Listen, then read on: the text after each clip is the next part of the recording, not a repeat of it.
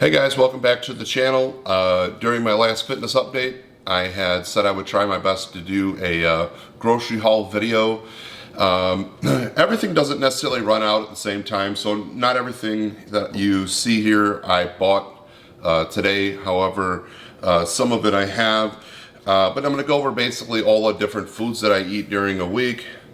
One of the staples is eggs. So I buy the cage-free eggs, 5 dozen from Costco. They say cage-free, but you know that term is probably really loosely used.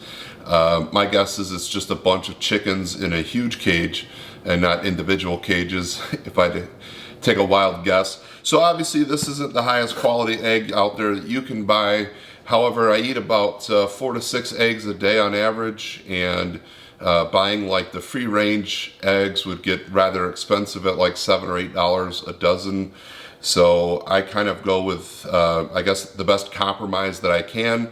And that's something that I would recommend all of you do as well. If money's no object and you can just justify spending, hundreds of dollars every week on food, then by all means buy only the highest quality, free range and whatnot, pasture raised, whatever.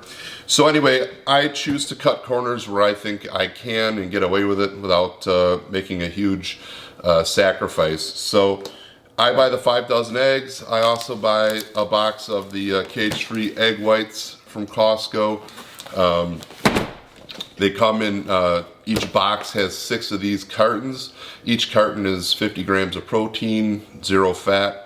So this is a good way to get your protein in without adding a lot of calories. I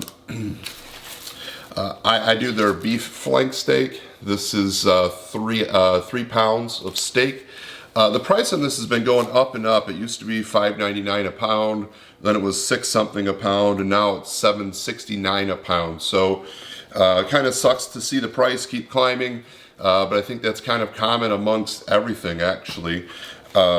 What I generally look for is something that's like a round number, like this is 3 pounds, or sometimes I'll buy the 4 pounds, or even if it's like 3.5 pounds, something that allows me to break this down into 8-ounce portions before I cook it. That way I could kind of get an idea of how much food I'm eating at each meal, so it makes it a little easier to track it, and you don't end up with like an odd serving size where it's maybe only a few ounces or whatnot. So that moves me on to chicken, which I typically buy at Costco. However, my local store has this locally sourced, I believe Amish produced chicken. It's actually cheaper than Costco at $2.49 a pound, and I believe it's probably better farming practices. Another big perk is that it's packaged like this and not in those pouches that are filled with like that slime. So if you watch my sous vide chicken breast meal prep video that I made a couple weeks ago, I typically rinse off the chicken before I season it, and I rinse it and then I have to dry it, because I like getting that slime that it's like packaged in off. It probably not a problem if you ate it, but I don't know, I find it gross. I don't like the texture, and it makes it more of a mess for me to bag up and sous vide. I typically sous vide most of my protein sources, like, well, meat-wise, steak and chicken and whatnot. Typically that stuff is sous vide, and getting it bagged up and seasoned with that slime on there is not a good deal. As you guys know, I don't eat a lot of vegetables, but I do eat garlic. So I grab a big package of their garlic from Costco. I eat like 2 to 3 cloves of that a day. I also like eating olives with my meals. So I grab these at Costco also. And I'm eating probably 2 to 3 servings of the olives. One thing you need to get is a good food scale. I weigh out everything that I eat. That way I can better track my macros. I would highly recommend, if you don't have a food scale, you need to get one so that you can accurately track your food. Just real quick to go back to the chicken. This claims to be cage-free, antibiotic-free, and no hormones added. So for what that's worth, I think that's a little better than what you get from Costco as well. I think in general this Amish raised chicken is probably all around a better deal, and it's cheaper at $2.49 a pound versus $2.89 a pound at Costco. Plus, you can buy it in smaller quantities. You don't have to worry about buying 8 pounds of chicken at one time. As far as fish goes, I buy most of my fish frozen. So this is their sockeye salmon. It's about $10 a pound.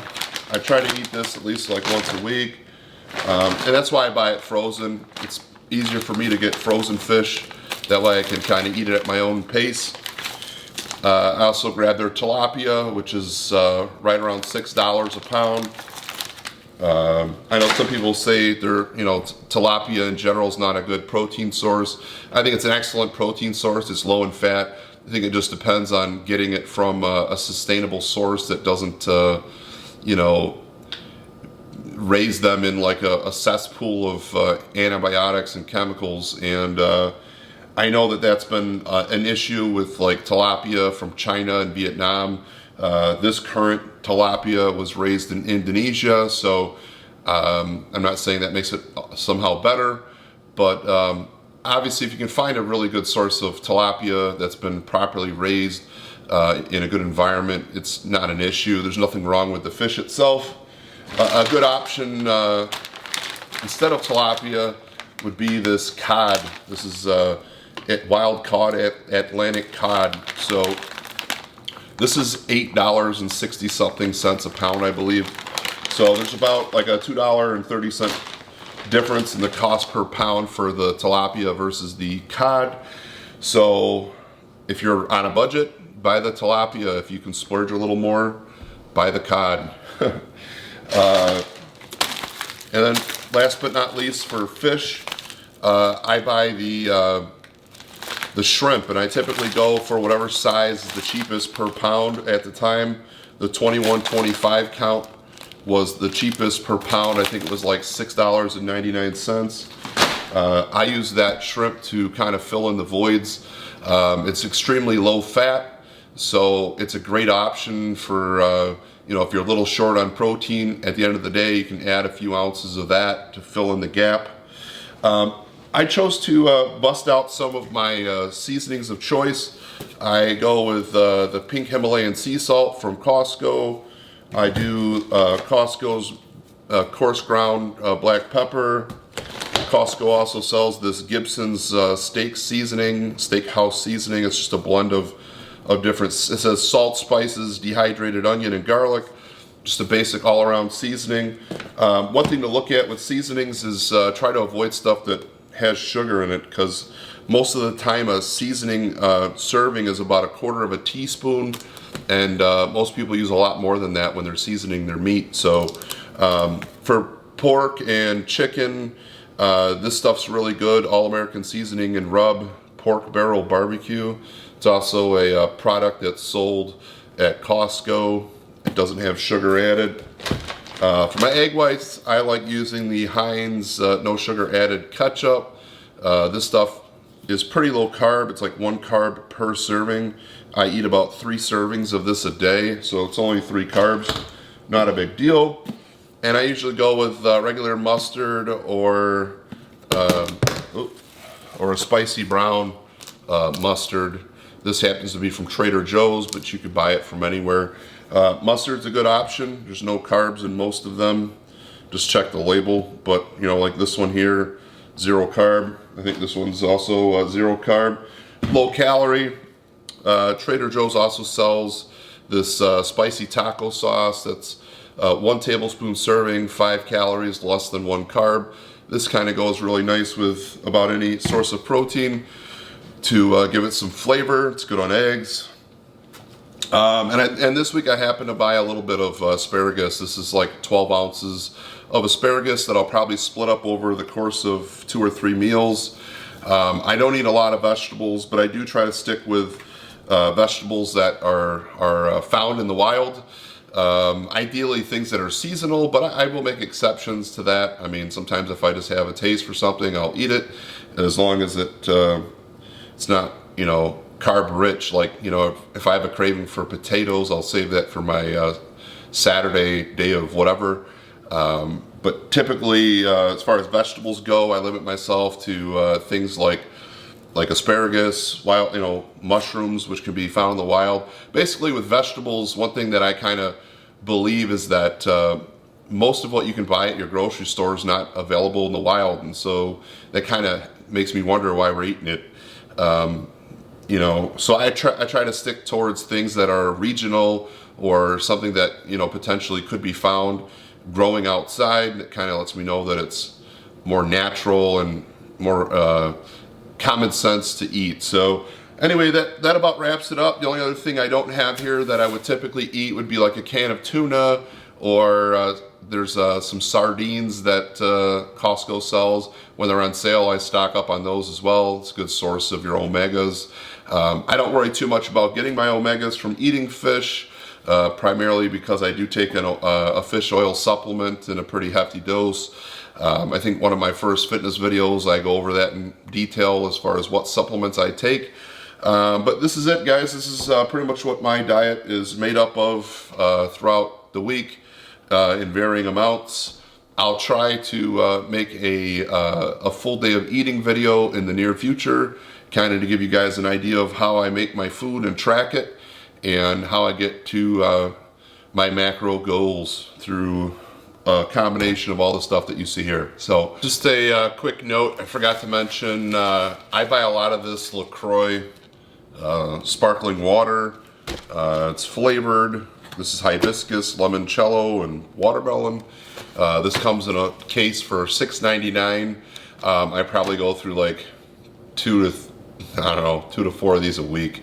So I do this a lot kind of to help me get water in when I don't really feel like having any. I used to do like Crystal Light, but I'm trying to get away from all the chemical stuff. And there's also like hidden carbs in there. This is zero everything. So I tend to gravitate towards this.